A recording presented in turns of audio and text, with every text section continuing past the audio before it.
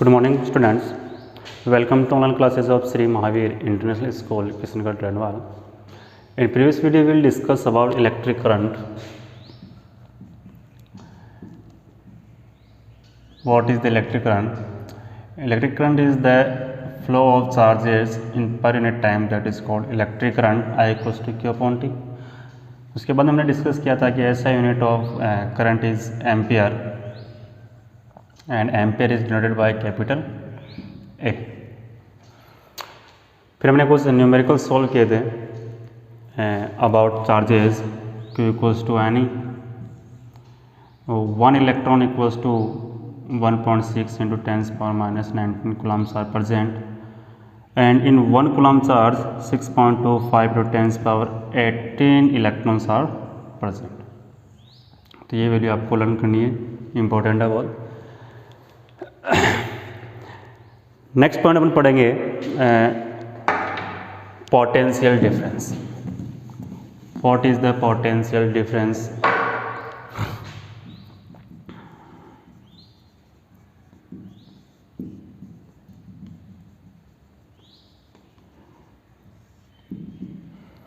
What is the potential difference? Potential difference क्या होता है समझो। उससे पहले सपोज होना मेरे पास कोई वायर है,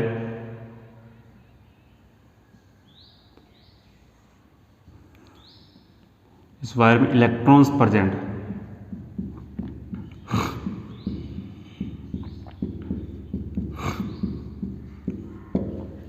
अभी इलेक्ट्रॉन्स स्टेबल हैं, मूवमेंट नहीं कर रहे हैं, इसको मुझे मूवमेंट करवाना है, इट मीन इसमें इलेक्ट्रिसिटी फ्लो होगी। देखो इलेक्ट्रॉन्स जब मूवमेंट करेंगे तो इलेक्ट्रॉन्स मूवमेंट कब करेंगे? जब इसको इसके ऊपर मैं फोर्स अप्लाई करूँगा तो ये क्या होगा? डिस्प्लेसमेंट होगा।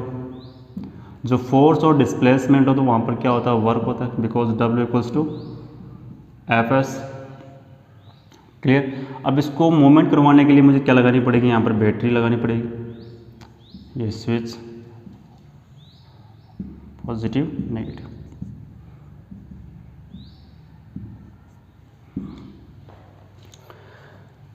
जैसे ही मूवमेंट करेंगे तो यहाँ पर मूवमेंट क्यों कर रहे हैं? क्योंकि यहाँ पर मैंने क्या कनेक्ट किया? बैटरी कनेक्ट किया। ओके, सपोज ना मेरे पास ये 3 वोल्ट कैपेसिटी की बैटरी है और सपोज ना इसके बाद मैंने 6 वोल्ट की बैटरी यहाँ पर ऐड कर दी। जब 3 वोल्ट की बैटरी यहाँ पर कनेक्ट थी तो उसमें सपोज है ना कि जो इलेक्ट्रॉन्स है, चार्जेस, उनकी जो स्पीड है, ठीक है, वो कम होगी। जब मैंने यहाँ पर 6 वोल्ट की कर दी तो इसकी स्पीड क्या जाएगी? ज़्यादा हो जाएगी। तो यहाँ पर इसका मैं डिफरेंस है वो चेंज कर रहा हूँ, कभी 3 वोल्ट कर रहा हूँ, कभी 6 वोल्ट कर रहा हूँ। तो इसी को क्या बोल रहे हैं अपन? पोटेंशियल डिफरेंस बोल रहे हैं कि बैटरी एक ऐसा डिवाइस है जो पोटेंशियल डिफरेंस में हेल्प करती है, जो इस पॉइंट से लेकर इस पॉइंट तक क्या करती है? मूवमेंट करवाने में काम में आती है। तो what is the potential difference? The potential difference between 2 points. The potential difference between 2 points is the amount of work. The potential difference is the potential difference between 2 points. Between 2 points is the amount of work done in moving a unit positive charge from one point to another. तो यहाँ पर work apply हो रहा है, तो potential difference को अपन VC से show कर रहे थे। तो V equals to W upon क्या मूवमेंट हो रहे थे? क्यों मूवमेंट हो रहा था, चार्जेस मूवमेंट हो रहे थे। शॉर्ट में डेफिनेशन बनाना चाहो तो work done by per unit charge, that is called potential difference. Okay, तो V equals to W upon क्यों? ऐसा यूनिट मुझे फाइंड करनी है। व्हाट इज द ऐसा यूनिट ऑफ वोल्ट? और पोटेंशियल डिफरेंस वर्क क्या होती है? जूल, और चार्ज की क्या होती है? कूलम। तो पोटेंशियल डिफरेंस की यूनिट क्या होगी? जूल पर कूलम। और इसकी एक यूनिट और होती है, इसको अपन बोलते हैं volt, and volt is denoted by capital V। Okay, ये हो गया अपना पोटेंशियल डिफरेंस। अब पोटेंशियल डिफरेंस से रिलेटेड यदि मैं कुछ न्यूमेरिकल सॉल्व करना चाहूँ तो एक न्यूमेरिकल्स है मेरे पास, इसी के बेस पे देखो।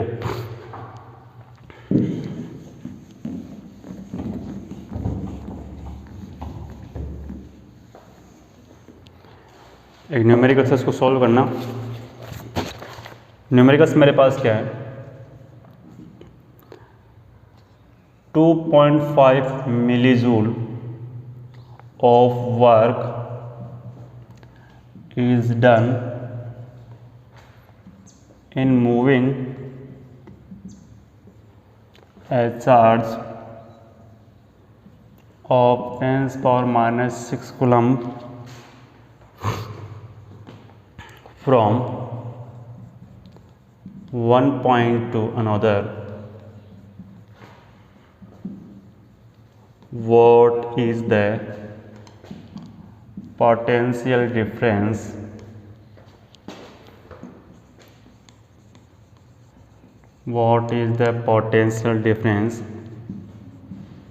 between the 2 points,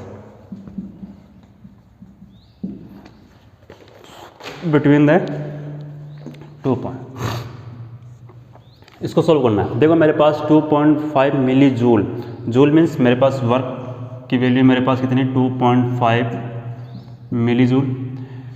work is done in the moving a charge of 10⁻⁻6 coulomb, तो चार्ज की वैल्यू मेरे पास कितनी है 10⁻⁻6 coulomb from one point to another. What is the potential difference between 2 points, जो पोटेंशियल डिफरेंस है मेरे पास V वो कितना होगा। सो वी नो दैट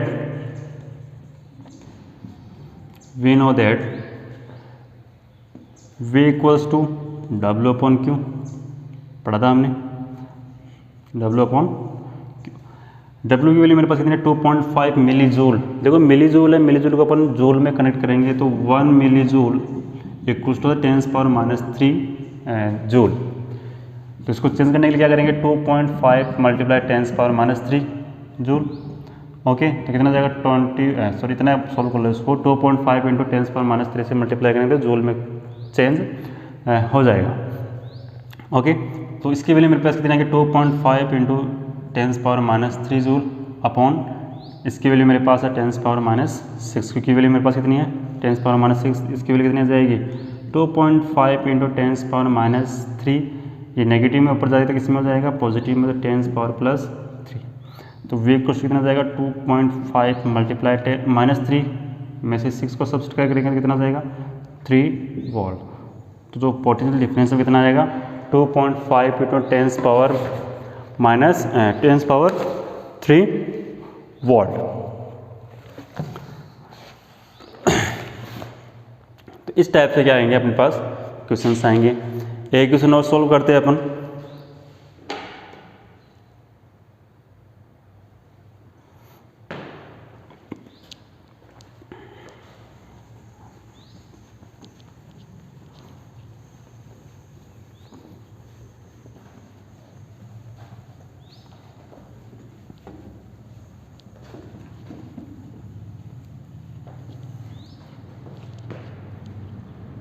नेक्स्ट जो क्वेश्चन है अपना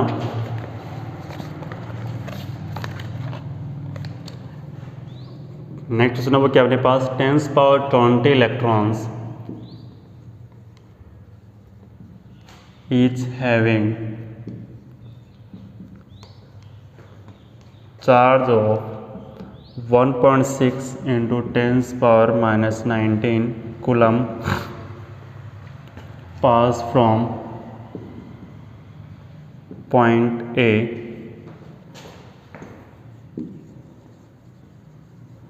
towards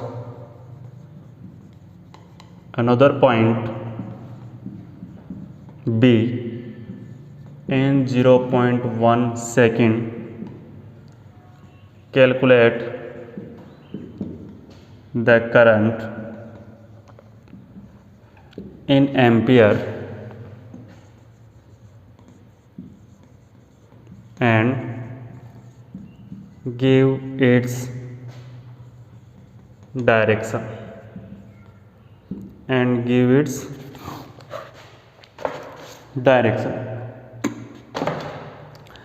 देखो अपने पास क्वेश्चंस क्या है 10⁻20 इलेक्ट्रॉन्स मेरे पास नंबर ऑफ इलेक्ट्रॉन कितने हैं मेरे पास n की value 10⁻20 electron each having charge of 1.6 into 10⁻19 coulomb, क्योंकि वैल्यू मेरे पास कितनी है 1.6 into 10⁻19 coulomb 10⁻19 coulomb number of electrons, ये इलेक्ट्रॉन्स पर charge from point A to another B and in t second, 0.1 second. Calculate the current in ampere and give its direction. So we know that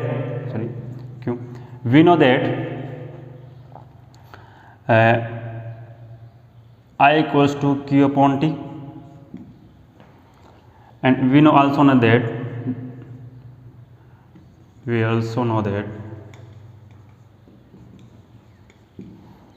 Q equals to N, sorry यहाँ पर एक की value होगी, यहाँ पर Q की value put up कर दो, I equals to n e upon t. I equals to n की वैल्यू मेरे पास कितनी 10⁻20 मल्टीप्लाई 1 इलेक्ट्रॉन में चार्ज कितना होता है 1.6 इंटू 10⁻19 अपॉन टी कितना है मेरे पास 0.1। इसको सॉल्व करोगे आप तो I equals to 10⁻20 multiply 1.6 into 10 power 1 हो जाएगा, ऊपर 10 हो जाएगा। ओके, पॉजिटिव 21 और 10⁻19 मल्टीप्लाई 10 इतना करो एक बार आप। आई कुछ कितना हो जाएगा ये 1 and 20 21 10⁻21 multiply 1.6 into 10⁻19 I equals to 10⁻21 और 19 10⁻20 तो 1.6 इंटू 10⁻2 एम्पियर 1.6 इंटू 10⁻2 इलेक्ट्रॉन इसका आंसर आ जाएगा।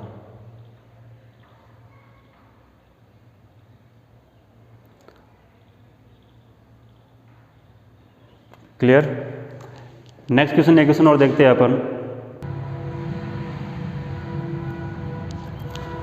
नेक्स्ट जो अपना न्यू टॉपिक है वो अपना है ओम्स लॉ। एक साइंटिस्ट था अपने पास जॉर्ज सिमन लो, उसने क्या बोला, उसने ये बोला कि जो पोटेंशियल डिफरेंस होता है वो इन्वर्सली प्रोपोर्शनल होता है किसके, आई के। इट मीन्स जितना ज़्यादा अपने पोटेंशियल डिफरेंस को इंक्रीज़ करेंगे उसमें करंट भी क्या होगा उतना इंक्रीज़ होगा। ओके, जितना ज़्यादा अपन पोटेंशियल डिफरेंस या वोल्टेज को डिक्रीज़ करेंगे उसमें इलेक्ट्रिक करंट है वो भी क्या होगा उतना ही डिक्रीज़ होगा। तो according to Ohm's law the potential difference is proportional to electric current. तो V प्रोपोर्शनल सिंबल को जब भी अपन रिमूव करते हैं तो वहाँ पर एक कांस्टेंट आता है, यहाँ पर कांस्टेंट आएगा अपने पास R। Here R is a constant, R is a constant and R equals to resistance. और R को क्या बोलेंगे अपन यहाँ पर रेजिस्टेंस बोलेंगे और रेजिस्टेंस बोलेंगे। यहाँ पर R की वैल्यू मुझे फाइंड करनी है यहाँ से, तो क्या हो जाएगी R equals to V upon I की वैल्यू मुझे फाइंड करनी तो क्या हो जाएगी V अपॉन R। तो first second and third 3 formulas अपने पास आए। अब होता है कहते हैं कि यहाँ पर मुझे R की एस यूनिट मुझे फाइंड करनी है, तो R की एस यूनिट फाइंड करने के लिए क्या करेंगे अपन, V की क्या होती है वोल्ट और करंट की क्या होती है एम्पियर। तो क्या हो जाएगी वोल्ट पर एम्पियर, और इसकी जो एक एस यूनिट होती है वो होती है ओम, जिसको ऐसे डिनोट करते हैं। क्लियर। ओके, तो ओम्स लॉ क्या बोलता है कि the potential difference is inversely proportional to electric current. या अपन इसको जब डेफिनेशन बोलना चाहिए कि इसकी डेफिनेशन क्या होगी तो वो होती है current flowing through a conductor, current flowing through a conductor is directly proportional to the potential difference applied across the end of conductor provided physical condition like temperature etcetera remain the same. ठीक है, तो ये इसने बताया था कि जो potential difference in proportional to I. फिर क्या किया इसने एक ग्राफ से इसको शो किया, इसने आई और वी के बीच में एक ग्राफ बनाया।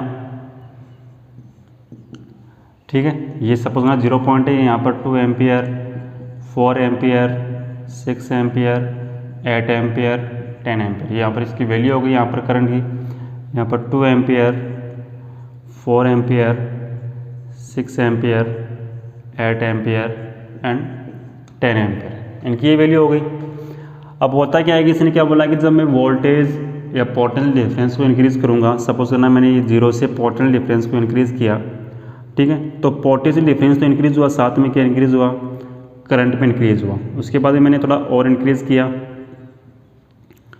ठीक है, इसको थोड़ा और इंक्रीज़ किया तो ये भी पोटेंशियल डिफरेंस को इंक्रीज़ किया तो करंट भी क्या हुआ, इंक्रीज। इस बार मैंने क्या किया, करंट को इंक्रीज़, पोटेंशियल डिफरेंस को मैंने और इंक्रीज़ किया, ठीक है, तो ये क्या हुआ, करंट और इंक्रीज़ हो गया। उसके बाद मैंने इसको थोड़ा और इंक्रीज़ किया तो ये भी इंक्रीज़ हो गया। तो कंटिन्यू क्या हुआ है, इंक्रीज़ होता रहा। तो इससे प्रूफ हो गया कि जब पोटेंशियल डिफरेंस को अपन इंक्रीज़ करते हैं तो करंट भी क्या होगा, इंक्रीज़ होगा। और इसमें जो ग्राफ बनेगा वो एक स्ट्रेट लाइन में बनेगा ऐसे। ओके, ये मेरे पास आई हो गया और ये क्या हो गया, मेरे पास वी हो गया। तो पोटेंशियल डिफरेंस और करंट के बीच में जो ग्राफ बनता है वो एक स्ट्रेट लाइन में बनता है। कैसे बनता है, एक स्ट्रेट लाइन के अंदर क्या बनता है, एक ग्राफ बनता है। क्लियर?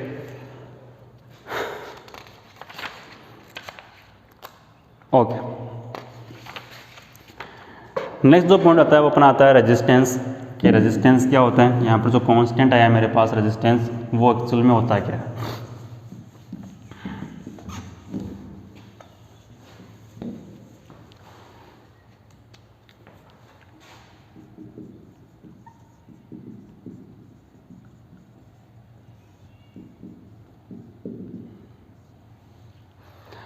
देखो रेजिस्टेंस क्या होता है, तो आप एक एग्जांपल लेना कि सपोज ना मेरे पास एक कोई रोड है,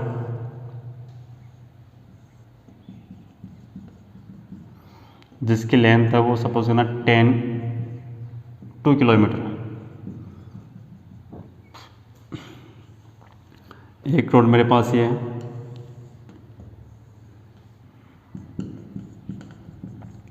जिसकी लेंथ 4 किलोमीटर, ठीक है। सपोज करना यहाँ पर क्या है, कुछ व्हीकल्स है बहुत ज़्यादा। देखो जितनी लॉन्ग रोड होगी उस पर उतने ज़्यादा क्या होते हैं, ट्रैफिक्स होते हैं। क्या होते हैं, ट्रैफिक होते हैं, ठीक है। कि ज़्यादा लंबी जो रोड होगी उस पर क्या होगा, उतनी ज़्यादा क्या होगी, व्हीकल्स आएंगे, और ज़्यादा व्हीकल्स आएंगे तो उस पर उतनी ज़्यादा क्या होगी, ट्रैफिक होगी। जो शॉर्ट रोड होती है उसमें क्या होता है कि व्हीकल्स भी कम आएंगे, तो वहाँ पर जो ट्रैफिक होगा वो भी क्या आएगा, कम आएगा। इट मीन्स आगे वाले सपोज करें मेरे पास car number 1, car number 2, car number 3 है, ठीक है। तो ये क्या करेगी, इसको अपोज करेगी। क्यों करेगी, क्योंकि यहाँ पर क्या लगेगी, ट्रैफिक लगेगी, ठीक है। इसमें अपोज करने का काम कम होगा, ये 1 नंबर है 2 नंबर, तो ये जिससे क्या होगा, या निकल जाएगा। तो यहाँ पर ट्रैफिक है, यहाँ पर जो कार है उसको अपन अब वायर के अंदर लेते हैं। एक वायर है मेरे पास, इसमें इलेक्ट्रॉन्स प्रेजेंट है, इसकी लेंथ में मान लेता हूँ L, और एक वायर मेरे पास ये है, इसकी लेंथ होगी 2L, और इसमें इलेक्ट्रॉन्स प्रेजेंट होते हैं। क्या प्रेजेंट है, इलेक्ट्रॉन्स प्रेजेंट है। अब होता क्या है, देखो अब ये यहाँ से लेकर यहाँ तक जाएंगे तो क्या होंगे, कभी इसे टकराएंगे, कभी इसे टकराएंगे, कभी इसे टकराएंगे, कभी इसे टकराएंगे, क्योंकि लेंथ ज़्यादा होगी तो यहाँ पर ट्रैफिक ज़्यादा होगी। तो इस इलेक्ट्रॉन को ये रोकेगा, फिर ये रोकेगा, तो अपोज करने का काम कर रहा है। तो अपोज हो रहा है, करंट को फ्लो होने में जो अपोज करने का काम करता है वो कौन करता है, रेजिस्टेंस करता है। कौन करता है, रेजिस्टेंस। तो क्या प्रूफ हुआ इससे कि लेंथ को अपन इंक्रीज़ करेंगे तो रेजिस्टेंस भी क्या होगा, इंक्रीज़ होगा। रेजिस्टेंस को आप यहाँ पर ट्रैफिक मानो, यदि रोड लंबी होगी तो यहाँ पर ट्रैफिक भी ज़्यादा होगा, यहाँ पर लेंथ ज़्यादा होगी तो रेजिस्टेंस भी ज़्यादा होगा। तो क्या प्रूफ हुआ कि R प्रोपोर्शनल टू L की रेजिस्टेंस वो किसके प्रोपोर्शनल होता है, लेंथ के प्रोपोर्शनल होता है। यदि लेंथ को इंक्रीज़ करेंगे अपन तो रेजिस्टेंस भी क्या होगा, इंक्रीज़ होगा। सेकेंड एग्जाम्पल अपन लेते हैं, और किस पर डिपेंड करता है कि जो रेजिस्टेंस है वो किस पर डिपेंड करता है। रेजिस्टेंस का मेन तो आपको समझ में आ गया कि करंट को अपोज करने का काम कौन करेगा, रोकने का काम कौन करेगा, रेजिस्टेंस करेगा। सेकंड एग्जांपल मैं लेता हूँ, यही एग्जांपल ले लेता हूँ, बट यहाँ पर इस बार मैंने रोड को की लेंथ को उतना रखा 2 किलोमीटर, बट उसकी जो क्रॉस सेक्शन एरिया उसको मैंने इंक्रीज़ कर दिया।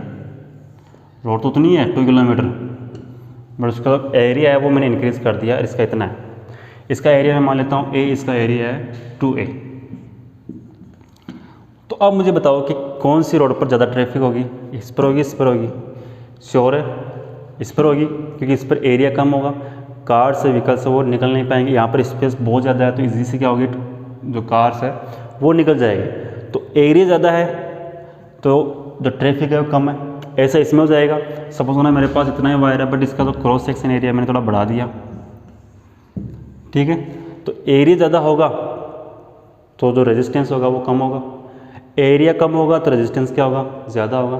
तो क्या प्रूफ हुआ इससे कि R inversely proportional to A. Equation number 1, equation number 2, ठीक है। सेकंड, और किस पर डिपेंड करता है रेजिस्टेंस?